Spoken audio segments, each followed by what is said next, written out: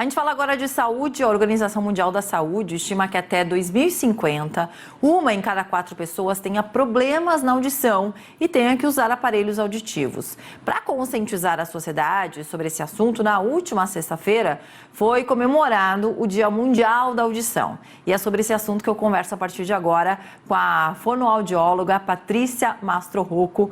Patrícia, bem-vinda por aqui. Bom dia para você. Bom dia, tudo bom? O que explicam esses dados, hein? O que mais está causando a perda da audição ou alguma falha da audição? Na verdade, hoje em dia a gente já tem, segundo o último informe da Organização Mundial de Saúde, hoje em dia a gente tem 1,5 bilhão de pessoas que têm algum grau de perda auditiva, né? A deficiência auditiva já é uma das principais doenças, né? A principal prevalência de doença no mundo, e por isso a Organização Mundial de Saúde vem com esse alerta tão importante cada vez mais, né? A gente sabe que o nosso ambiente é um ambiente cada vez mais ruidoso, a população está ficando cada vez mais, tem mais uma expectativa de vida maior, né? Então, isso também são causas que ajudam para a gente ter mais problemas de audição ou mais pessoas com problemas de audição. Mas começam a dar esses problemas a partir de que idade? Já que você falou aí dos idosos, e a tendência é que a gente tem há alguns anos realmente a população muito mais velha do que hoje em dia e muito menos jovem, né? A gente tem essa tendência que a população fique cada vez mais velha e faz com que a gente tenha cada vez mais pessoas que possam ter uma perda de audição, porque a gente sabe, né, que assim como outras questões, como a visão, enfim, outras, quanto mais velho a gente tem uma diminuição da nossa capacidade auditiva. Mas a gente também tem muita criança que nasce com problemas auditivos, Paulo, então é muito importante também a gente alertar sobre a conscientização e a importância da saúde auditiva, tanto nos bebês que nascem, como nos adolescentes e nos idosos, no caso que a gente estava falando, que a probabilidade da gente ter uma população mais idosa está cada vez maior. E o que causa a perda da audição no caso dos bebês, por exemplo?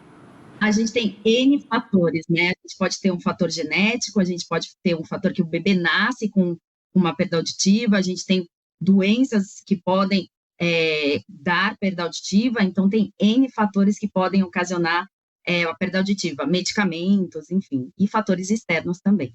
Agora, no caso do bebê, é muito difícil para os pais descobrirem, né? É um bebê, você não tá, enfim, tá ali chorando, tá ali, não tem consciência de nada. A partir de que idade os pais mais tomam essa consciência e de que forma tem algum teste, algum exame, algo que eles tenham que ficar de olho para se dar conta dessa situação o mais cedo possível?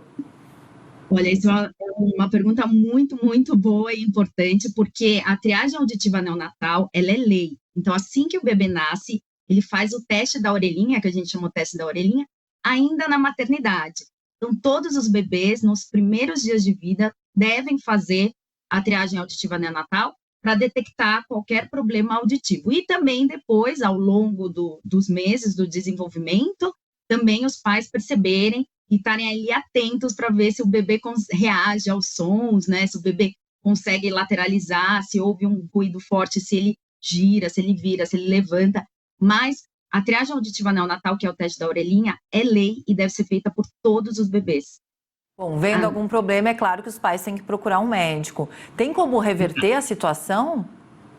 Não, uma vez que você tem uma perda auditiva sensório-neural, neurosensorial, a gente tem, que foi o tema do evento que você comentou ontem, o Cochlear Day, a gente tem opções de reabilitação auditiva. Então, a gente tem aparelhos que podem fazer o papel dessa audição. Então, a gente tem os aparelhos auditivos convencionais e a gente tem os implantes cocleares. Isso independentemente se você nasceu com algum problema de audição ou se você adquiriu esse problema ao longo da vida? Exatamente. No caso dos implantes cocleares, especificamente, ele pode ser indicado para as pessoas que nascem com uma perda auditiva importante, onde o aparelho auditivo convencional não é suficiente, não tem benefício, como as pessoas que perdem a audição ao longo da vida, ou por algum acidente, ou os idosos. Ele é indicado tanto para uma perda auditiva de nascimento, como uma perda auditiva adquirida, sendo uma perda auditiva que os aparelhos auditivos convencionais não são suficientes. Ou seja, o que você perdeu de audição você não recupera. Agora, se por exemplo, no caso de uma pessoa que não nasceu com esse problema, ela vai adquirindo ao longo da vida, se ela percebe no início, tem como ela perder menos? Tem algum tratamento para, de repente, paralisar essa perda? Olha, depende do tipo de perda que você tem, mas normalmente não. O que você pode fazer é você conseguir reabilitar a sua audição através dos aparelhos ou dos implantes, mas depende do porquê você está perdendo a sua audição. Você falou dos aparelhos, né? Que são a única opção, na verdade, né? Que a gente tem hoje em dia. Você falou que é lei o teste da audição no bebezinho. Tem alguma ajuda para quem não tem condições? O poder público entra aí de alguma forma com esse aparelho auditivo? Olha, a triagem auditiva neonatal, ela é lei, ela deve ser coberta tanto para o sistema público como pelo sistema privado. E as próteses, tanto as próteses convencionais, os aparelhos auditivos convencionais, como as próteses implantáveis, né, os implantes auditivos, eles são cobertos pelo sistema público e pelo sistema privado. Fones de ouvido. Televisão alta, shows, bagunça, mas talvez os fones ainda mais, que nas últimas gerações eles foram ficando mais altos, mais potentes. Eles podem, até mesmo o ponto que a gente usa aqui, eles podem provocar perda de audição ao longo do tempo. Eu tenho um amigo meu que ele é narrador esportivo e ele foi perdendo realmente a audição ao longo por conta do fone alto, de escutar alto, de falar alto. Isso realmente pode acontecer? Acontece. Existe uma perda auditiva que a gente chama perda auditiva induzida pelo ruído.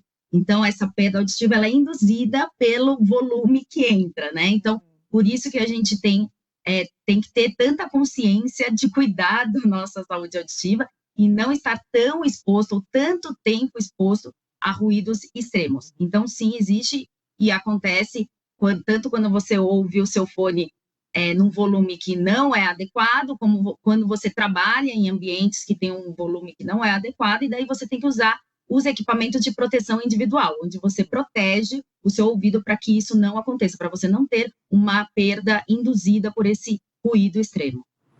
Tem alguma outra precaução que a gente possa tomar, quem está aí preocupado de perder a audição ao longo dos anos?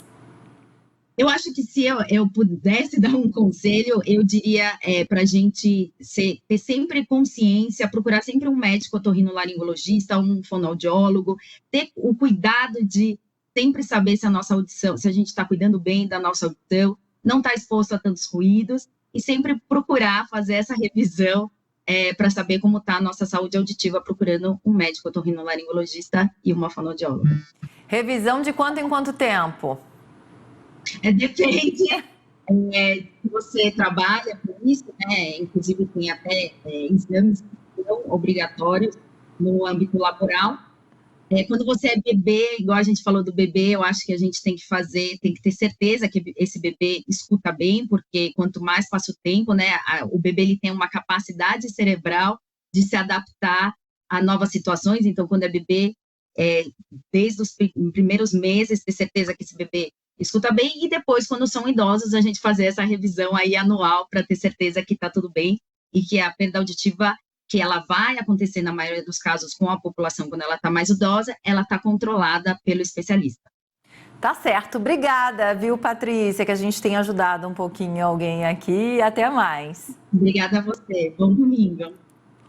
Ainda falando de saúde, cerca de 38 mil brasileiros estão na fila de um transplante. A maioria aguarda por um rim.